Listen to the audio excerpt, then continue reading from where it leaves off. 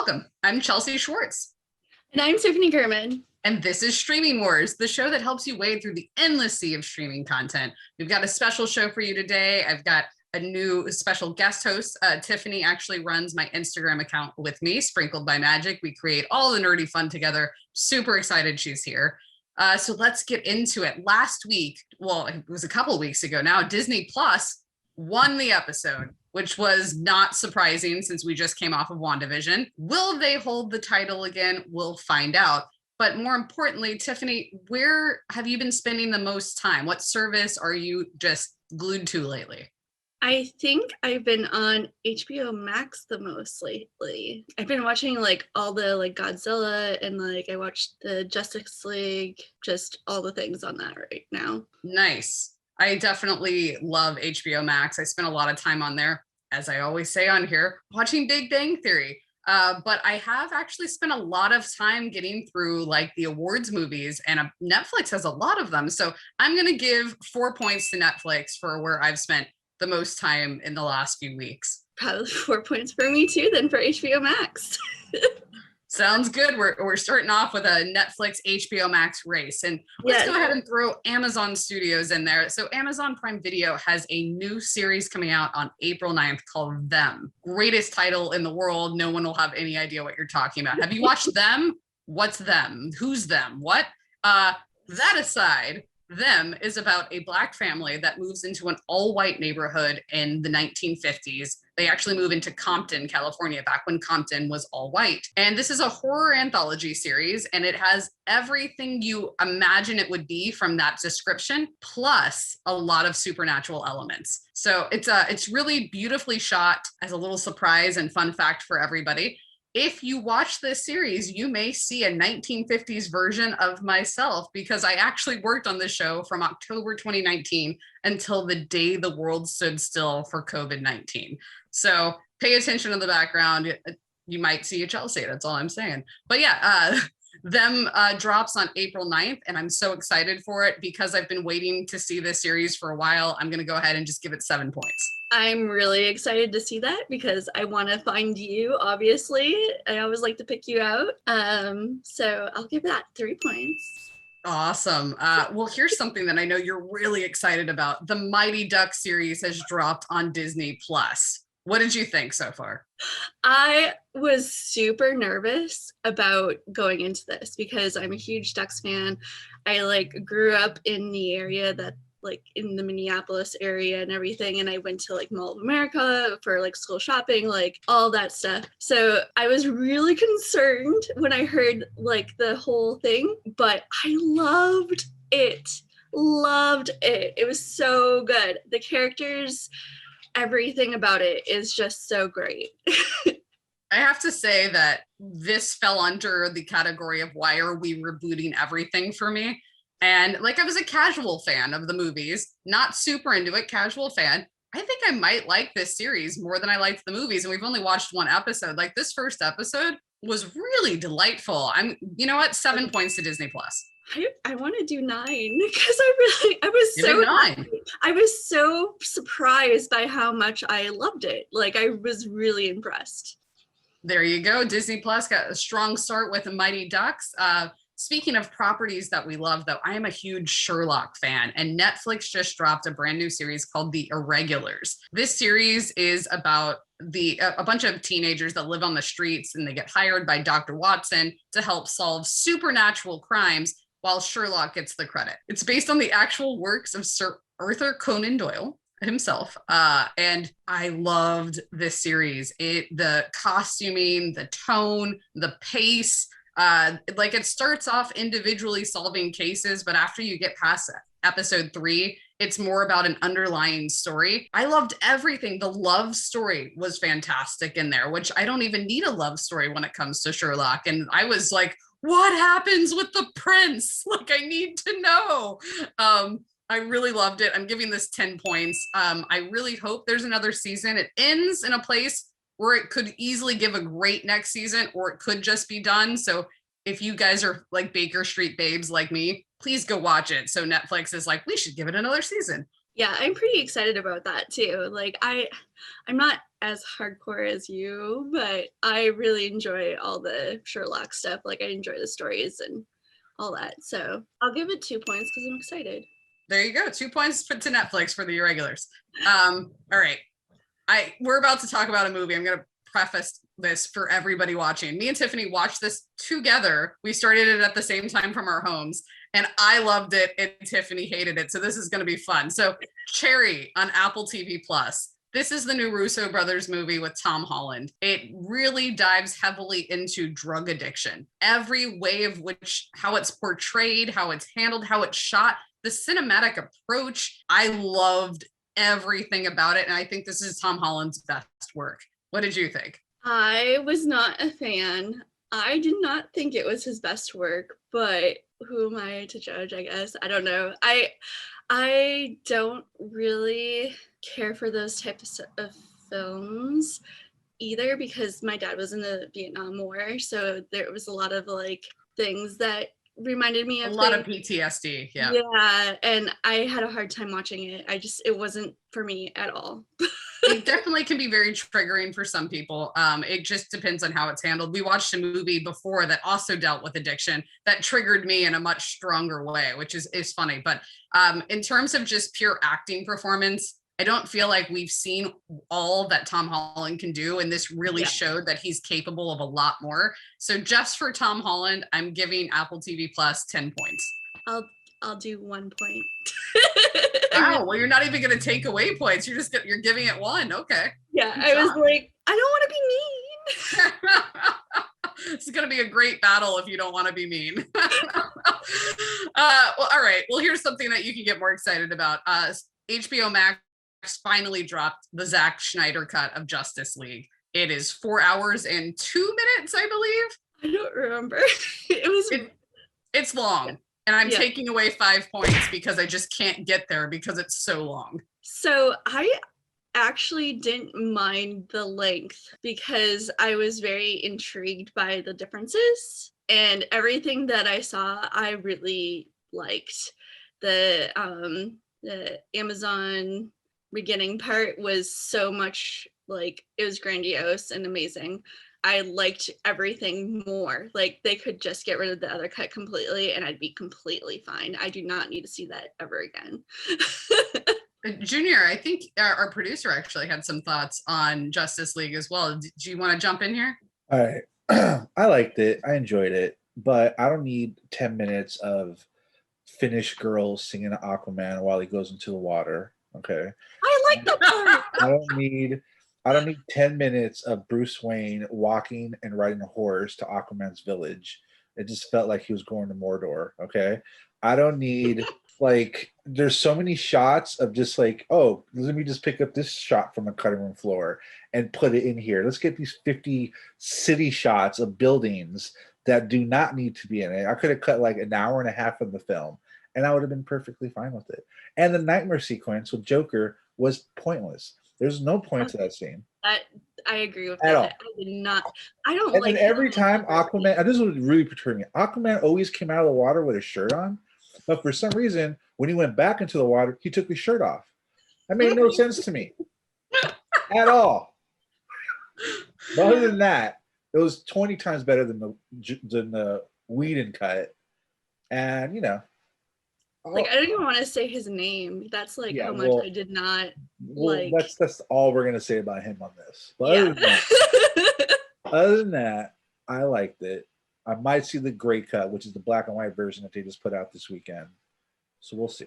Wait. There's a black and white version now? Oh, there's 2 more versions that are coming out. What? I didn't know that. Yeah. So I'm taking away another 5 points for too many versions of Justice League. I didn't want to watch this version at all. Like, I was very like, no, I don't need to see it. And then I was very happy that I watched this one because I was like, oh, this is like way better. Because I'm a big DC person. I like DC a lot. I just haven't liked the last couple of films very much, except for like Suicide Squad, like Birds of Prey. I really like those. Last one was better for me, but I don't need to see any more. Like, I'm done. Yeah, well, tell that to all the Snyder apostles that are obsessed and want nothing but more versions of his upcoming films, if possible. So, Junior and Tiffany, as somebody that never watched the first Justice League because the DC films just have not been hitting it for me, and I'm very much in this place of like, you've got to prove yourself to me because I want to like you, but they just can't seem to figure it out. So, do I need to watch the first Justice League to appreciate or understand the Zack Snyder? No. So as somebody who hasn't seen it, you both are suggesting that people just skip the original and go straight for the 4-hour version. Yeah. I suggest you watch Man of Steel before you watch I've seen Man of Steel. Oh, then yeah, then they're good. Did you like Man of Steel? It was okay. I'll give it 5 points because I did like it a lot, but it was really long. I'm going to give it 7 points, and then I'm going to take off 2 points in singing Norwegian Girls. Okay, I didn't need that. All right, I didn't need them. Well, yeah. Bye, guys. Bye, Junior. Thanks for jumping in with some of your thoughts. Speaking of superhero franchises, The Falcon and the Winter Soldier is also here. Obviously, this is where I'm most excited, if you can't tell. So we've had 2 episodes so far. I am here for this. So the first episode was a lot of story set up and it dragged a little bit. I'll fully admit that I was kind of bored by the first episode while being extremely excited for the series. The second episode, oh my God, we finally got Falcon and Winter Soldier together. Their camaraderie, their banter, their just everything of their chemistry is amazing. And then we added in Isaiah Bradley, the Black Captain America, and we introduced Patriot, which means we have our full Young Avengers that have been introduced into the MCU now, like including White Vision. Like this really feels like we're building to Young Avengers. So just for introducing all of that and for where the series is going, 10 points straight out the gate for the Falcon and the Winter Soldier. I'm not sold yet. The last episode was much better. The first episode, I understand that we're setting it up and we're doing a whole new plot and everything. So I understand that it was going to be a little bit slower. Hopefully it gets a little bit better because I'm not into it yet. I'll do 7 points. Also, I'm not. You're not into it yet, but you're gonna give it 7 points. That's well, a lot as far as like Marvel stuff is like huge for me. Like I really like Marvel, but like feel like it's gonna get. So you're giving it 7 points for potential? Yeah. Okay. I don't like the new Captain. Oh my God, the new Captain is awful. And his Battlestar, his sidekick, which is supposed to be his Bucky Barnes. It's true to the comics there, but I'm not here for it. And you know what? I'm taking away 3 points for that. Yeah, that whole thing, I don't know. I'll take 4 too. We're not supposed to like him. I get it, but also could we have just casted a better John Walker? I'm not feeling this guy. He's a little cringy. All right, moving over to something on Netflix that you are super excited about, that by all means should get me excited about, but did not. Country Comfort on Netflix. This is the latest sitcom, and I'm a sitcom girl. I hated it. Yep, watched it last night, was completely just irritated the entire way through. Too much, way weird. Like, it felt more over the top than a Disney Channel sitcom, and I was just not here for it. I'm taking away 7 points from Netflix. So I don't like sitcoms at all. Like, not like I just don't like them. I don't like Friends. I don't like any of the heavy hitter stuff. I liked it a lot. I couldn't stop watching it. I watched it all in one day. I really like Catherine McPhee. Like, she's really awesome. I was all in for it. So I'll do 7 points for that. Well, speaking of singers, I would much rather watch Genius Aretha Franklin on Hulu, which has Cynthia Erivo as Aretha. And Cynthia, if you don't know, like, she is close to an EGOT. Her voice is phenomenal. She's gotten a Tony from being in The Color Purple. Like, she was made to portray this role, I feel like, and amongst many other roles to come. But all 8 episodes are available on Hulu. It just dropped in this last week, and I strongly suggest you go watch it. And I'm giving Hulu, you know what, 8 points. I'll give it a point because I'm excited to watch it. Speaking of things people should be excited about, I saw you're wearing a King Kong shirt. I am. So I'm guessing you're excited about Godzilla versus Kong, which is hitting HBO Max. Yes, I am. I actually went to an early screening for it, and it was absolutely amazing. They like even like did like fire on the sides of the screens and stuff. It was super fun. The film is really good. I actually like loved the film. I got really excited during it, and I was like yelling at the screen. So you were really invested. I was really invested. I don't think I have been so invested in it, like an outcome since like Endgame. Like I was really invested in this. Like I was really into it. I'll give it 10 points because I love the movie. All right. I'm taking away 2 points because I don't feel like we need anything else in the Godzilla or King Kong franchise ever again. And I wish they would just stop making them. So like nothing for me. Yeah. Did you happen to get to A Week Away on Netflix though? I did. So A Week Away is this latest musical from Netflix, which I feel like it was a very, very watered down attempt to do like High School Musical #2, kind of the summer camp vibe. I don't know. I was like, I didn't hate it. I liked it. I watched the entire thing. It's cute enough. It features a lot of contemporary Christian music, like, and then I believe there's like 2 originals, and the originals were done well. It actually has some of the team, like the production team behind High School Musical that worked on it. So it's probably why it was giving me High School Musical vibes. It's not bad by any means. It was just kind of, it's not the most exciting musical I've seen recently, if that makes sense. I'm going to give it 4 points. It's cute enough to watch. I will give it 6 points because the songs were actually really good. And I think that it's really nice to have something different, you know? Absolutely. All right, time to get into some of the headlines for this week before we wrap things up and announce our winner. First of all, Peacock had some really exciting news for you. They sent out this e-blast that was like targeted, especially at Tiffany, that was like, we've ramped up all of our puppy content. And look, a puppy has magically appeared on the screen. So Tiffany, I know you're really excited because you need all of the puppy things. Yes, I love all like the dog shows and everything. Like I'm so into, if they like dress them up and like make them look cute, I'm all for it. Yeah, I saw you were even getting excited about Hot Dog on HBO Max. And then most recently, Discovery Plus announced, what was it, like pig royalty? Well, about show pigs. Yeah. Love pigs. When she was telling me the description of it, I was like freaking out. Like, I'm so excited for that show. So we'll just go ahead for your excitement. We'll give 3 points to Peacock for puppies, 3 points to Discovery Plus for pigs, and you know what? Another 3 points to HBO Max for Hot Dog. Here we go. That sounds perfect. Amazing. And then Disney Plus had huge news. They've rearranged schedule for a lot of their titles, and not just for Disney Plus, but for the theatrical films. But now Cruella, it will still be coming out in May, is going to drop on Disney Plus the same day it hits theaters, which I'm super excited about. I think Premiere Access is absolutely the way to go. And then Luca, I'm a little concerned about this. So, at first, before we move past Cruella, I'm going to give it 4 points for the Premiere Access, Disney Plus. But Luca will now exclusively be on Disney Plus without Premiere Access. It's just free if you're a subscriber. And it's the second Pixar film to do this. Doesn't Pixar need to make money? Like, what about all these animators that have been working on these projects? Like, I'm a little concerned that only the Pixar films have become the freebies, if you will.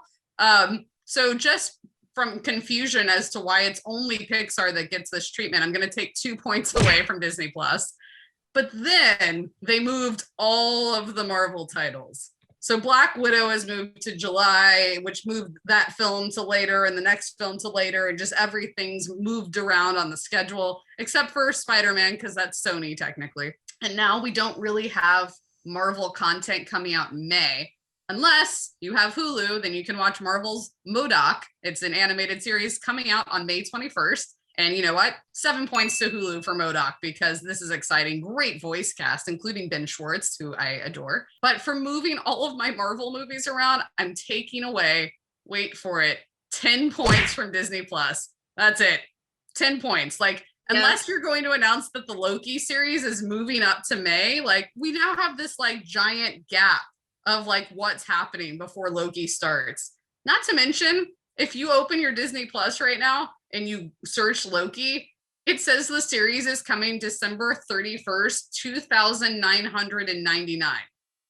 Oh And my 29.90. What is happening? Is Loki not coming out? Like, I just, yeah, I'm sorry. Yeah, I was pretty upset. Like, I feel like they should have brought out Black Widow like in the beginning of the pandemic, because that's when people needed to watch it. And I hate that they are pushing everything back. Like, it's really, like, I understand that there was some things that needed to be paused, but that was And I understand done. wanting a theatrical window and release, but like we still could have done a theatrical release with premiere access in May. But you know what? The fact that Marvel finally decided to put Black Widow on premiere access as well, though, I'll give it 2 points. 2 points. You figured something out. I'm still pretty upset.